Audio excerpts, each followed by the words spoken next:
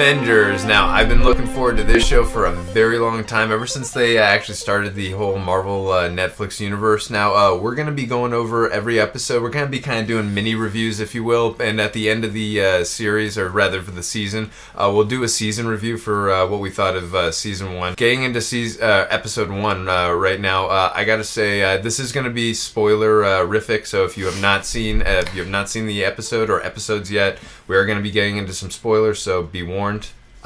Now, getting into this, I gotta say, I really enjoyed this first episode. Now, there's not a lot of action in this first episode. It's more about, getting on where the characters left off from each of their series. And I gotta say, I thought that the character depth and the development from where each of them left off, I thought it organically was really good. And in terms of, progressing from character to character, I thought they did a good job of, if you've never seen these shows, you'd be able to pick up kind of what was going on to be able to say, okay, I understand where this character is just came from. The first one is Danny Rand. He's actually fighting. Danny Rand. He does say that, which is kind of funny, which he said a bunch in his show. But we see him fighting, a mysterious figure. They're looking for someone. I kind of thought that it was Elektra. They definitely confirmed it at the very end, but it's kind of cool.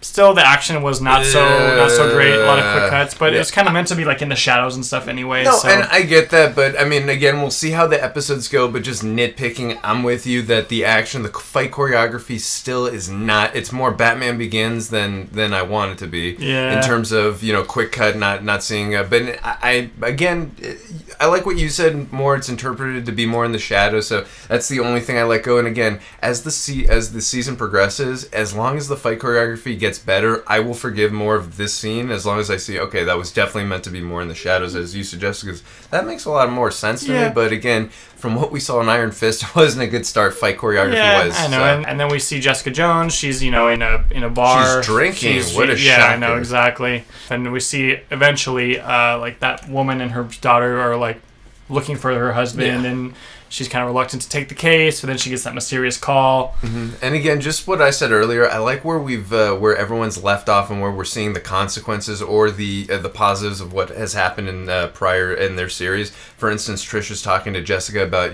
becoming a hero, maybe for hire or something like that, kind of like Luke Cage even or so.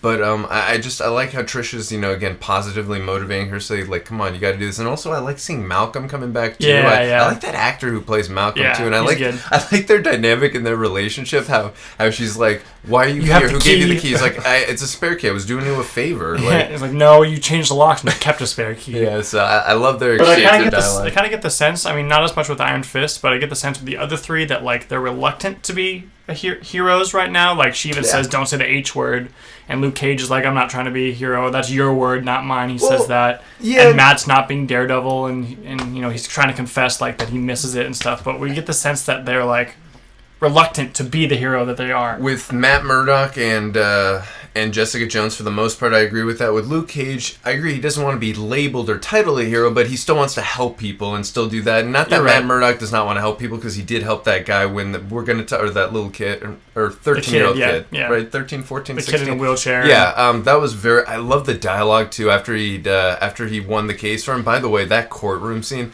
I'm a really big sucker for good courtroom scenes. It was shot really well, too.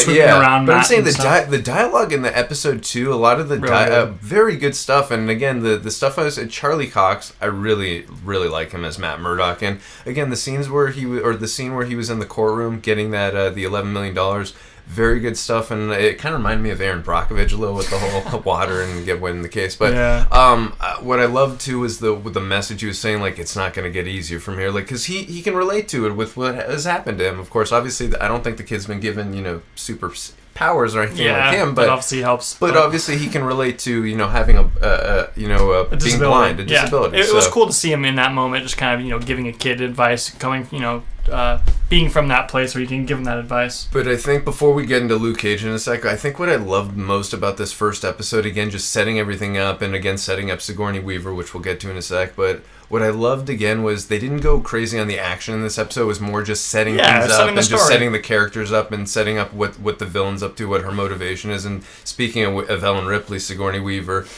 again, it's only been one episode, and Wilson Fisk and Kilgrave the Purple Man are by far my favorite of the. I mean, there hasn't been a ton of Netflix villains yet, but those two are by far right up there. They're the top two. But so far in the episode, what I loved about Sigourney Weaver's character Alexandra, I love the fear and the mental fortitude that she instilled in Madame Gao in just a couple scenes, like telling her to feed birds. And then if she's afraid, then like this chick must be crazy. That's exactly what I was saying. I was like, if she's just feeding birds and afraid of her, this woman must be insanely crazy. And we only got like 3 really short scenes with her, and we don't really know what she's all about, but we obviously get the sense that she's sick and she's dying. She has months or weeks to live, and that Madame Gao is kind of afraid of her. So we know 2 things: she's desperate because she has a little time, and she's powerful because Madame Gao is afraid of her. And even that scene at the end when she's talking to Elektra, they reveal it's Elektra. She's like, don't worry, they're just like cities fall all the time, or I forget the line, but she just seems so nonchalant about what's going on, and we don't even know exactly what's happening yet, but like we get a sense that she's very powerful already. Yeah, no, and I mean, obviously we don't know her physical powers or limitations yet. That's yet to come. But just, again, I love the mental fortitude and the fear that she instills when, even in the short amount of scenes that she's in, again, just seeing from Madame Gao, and then seeing, like, that little talk she has with Elektra and that little speech that she has with her, like, I like those moments, and they go a long way into, setting up the character. So I'm really looking forward to seeing more with this character of Alexandra. And really quick, just getting into Luke Cage, I like where we see him at, was it Seagate? Is that what Seagate, yeah. So I like seeing him when they can't find the key. I knew he was going to break it apart. That was again. I believe those are yours. Also, too, where he's wearing the yellow shirt, it reminded me of when he's in the comics. Well, yeah, that's like his costume. Yeah, exactly. So I like seeing that when Misty comes to the door. Also, too, I like that seeing his relationship continue, or rather the little mini porn we were given with him. Not as bad as Jessica Jones. Oh yeah, definitely wasn't to that level, but still, that was really that was good stuff. Again, I like their relationship. With him and Claire. Him and Claire Temple. So seeing them continue their relationship, she's in every Marvel Netflix show, which is cool. Well, she's a great, constant. which is fine because she's one of my favorite characters in the entire series, so that's fine.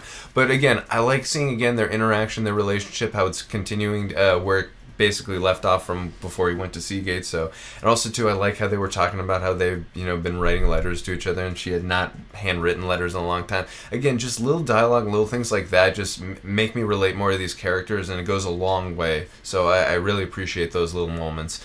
By the way, there was a lot of good humor in the episode too, and also too, we got Foggy, as you said. I always like to just look at him as Fulton Reed, but so we got Foggy in there. Of course, obviously he now works for Trinity from Matrix, Jerry Hogarth. So that's why, of course, he split apart from Matt. So I like seeing that scene again, him saying, I was the one talking with you, or I was doing most of the talking over the phone. So that was some good dialogue there again. I like seeing where the character left off. We get to see, of course, Karen and Matt Murdock continue a little bit more of their relationship, see what's going on. I do like that confession he had with the father where he's talking about how, he lied. Wants to be. He kind of does want to be that hero, because that's why I said, like, I wasn't fully reluctant to say Matt Murdock does not want to be the hero. You're right, but he's like holding himself back. Yeah, exactly. And like you keep seeing those scenes where he's in his house and he's like hearing things. And he's like, I want to go out there, but then he hears the cops come. He's like, okay, I don't have to go. And like, it's not that he's like doesn't want to be, but he's like reluctant to actually act on it, and because he knows that kind of like splintered his relationship with Karen a little bit, and Foggy. And definitely Foggy. And it was cool when they had that scene in the diner where him and Karen are talking, and she kind of references, or I think he references that it's different now that they're split up, that they're not together. Him and Foggy, I mean. Mm-hmm. And obviously they reference their relationship too, and she's like, oh, do you regret telling me this? He's like, no, which was cool. I mean, I like all those small interactions, and we're getting to know all these characters again, just getting back in that mode. But wrapping it up, I did really enjoy this episode. I don't know if I'm going to give... Are we going to give this a score? Let's not we'll score it at the end. Yeah, we're going to score the entire series, but I will say I did really enjoy this episode. Yeah, it was a cool episode, just kind of, kicking things off and setting a lot of different things up, and hopefully excited to watch from here. Definitely. Alright guys, that's going to do it for this video. Let us know what you guys thought about it in the comments section, and if you like these videos, you can hit the subscribe button. See you guys next time.